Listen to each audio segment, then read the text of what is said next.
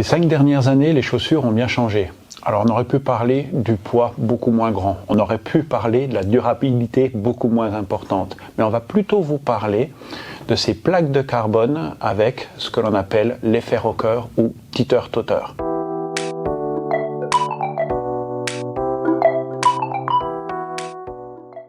Cyril Jeanne, Volodalen, Laboratoire du Mouvement. Alors ça a beaucoup fait parler ces plaques de carbone, ça a beaucoup fait parler ces chaussures qui sont en forme incurvée, parce que c'est bien ça le plan de construction. Une plaque de carbone incurvée qui reçoit une mousse relativement épaisse, ça peut aller jusqu'à 4 cm, mais qui pour autant n'est pas lourde, qui est amortissante sans être complètement déstabilisante. Donc conjointement on a une double évolution, la plaque de carbone incurvée et des mousses qui sont des mousses tout à fait nouvelles, à la fois légères, amortissantes, sans être déstabilisantes. Eh bien ces chaussures, on va les appeler là, les chaussures à effet rocker. Pourquoi effet rocker? Parce que c'est une relation avec la rocking chair, c'est-à-dire ces fauteuils là qui vous permettent de vous balancer d'arrière en avant. Ou alors, l'autre nom qui est utilisé, c'est teeter-totter, ce qui veut dire en gros un effet balançoire. Donc on repère toujours cette espèce de bascule avant-arrière. Alors vous n'êtes pas sans observer que ces chaussures, elles sont venues diffuser complètement à l'intérieur des pelotons de course. Ça a d'abord commencé par le haut niveau, dès 2017, le moment où elles ont été inventées, amenées sur le marché. Et puis actuellement, c'est un peu tout le monde qui en a. Même les chaussures traditionnelles sont devenues un petit peu, en effet, teeter-totter. Alors voilà, ça a commencé par Nike avec la Vaporfly, on est en 2017, puis avec 2 ou 3 ans de retard, eh bien, toutes les autres marques se sont mis à inventer leurs chaussures effet rocker plaques de carbone. Alors pourquoi elles se sont toutes mises à imiter cette révolution qui a été proposée par Nike? Pour une simple raison, c'est que déjà le marché a dit oui, les gens ont commencé à en acheter en masse alors qu'elles coûtaient beaucoup plus cher, puis elles duraient beaucoup moins longtemps que les autres.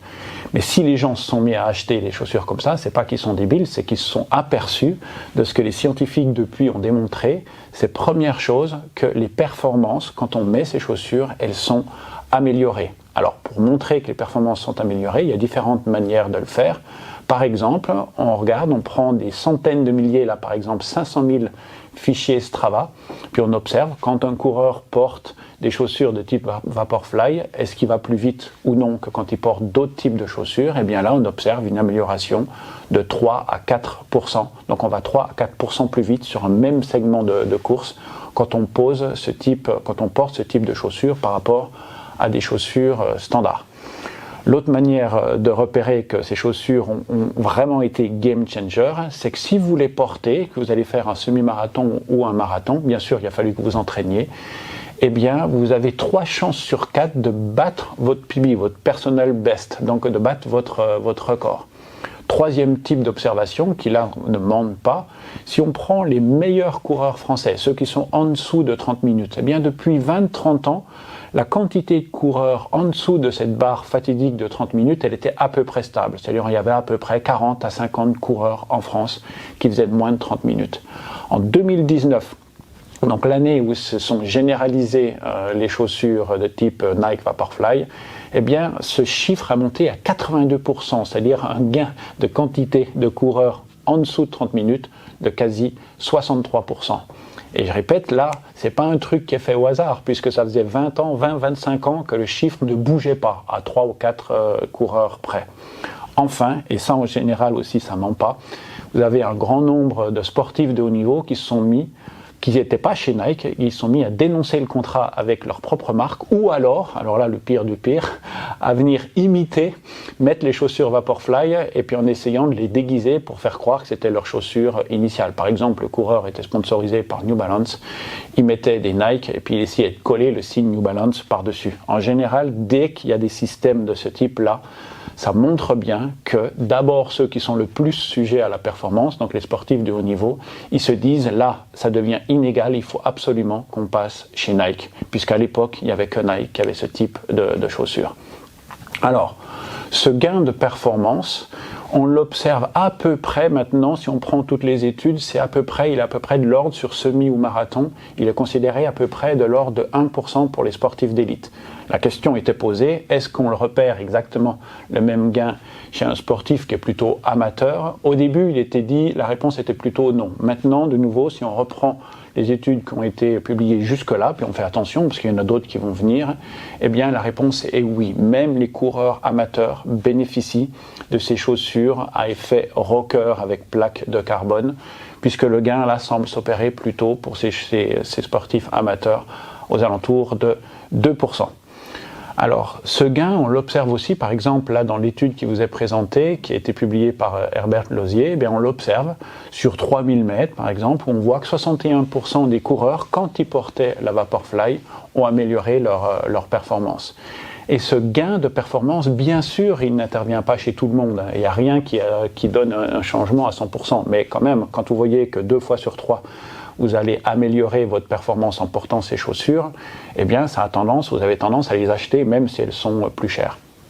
La question maintenant est, comment s'explique ce gain de performance? Eh bien, il s'explique par une amélioration de ce qu'on appelle le rendement. Le coureur, eh bien, il prend moins d'énergie pour courir à la même vitesse. Résultat, comme en général son énergie ne baisse pas, eh bien, il a plus d'énergie puis il peut courir plus vite. Là, vous voyez sur l'étude de Herbert Lauzier, vous aviez au centre la Vaporfly, à gauche les chaussures habituellement portées par le coureur et puis à droite des chaussures plutôt type minimaliste. Et on voit que dans la majorité des cas, eh bien, la quantité d'oxygène qui est consommée en portant la Vaporfly, eh bien, elle est moindre qu'en portant les autres chaussures. Donc on améliore de 1 à 2% sa vitesse de course parce qu'on améliore de 3 à 4% son rendement. Remarquez que dès la première étude produite par Nike, et qui a donné d'ailleurs le nom, parce que la première Vaporfly, c'était la Vaporfly 4%. Les 4% signifiaient 4% d'amélioration de rendement. Alors certains techniciens se sont dit, mais non, c'est biaisé, bien évidemment c'est Nike. Nike, ils vont chercher à valoriser ce qu'ils vendent.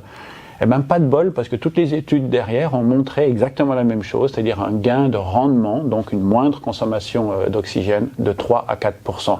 Les coureurs vont plus vite parce qu'ils sont plus économes.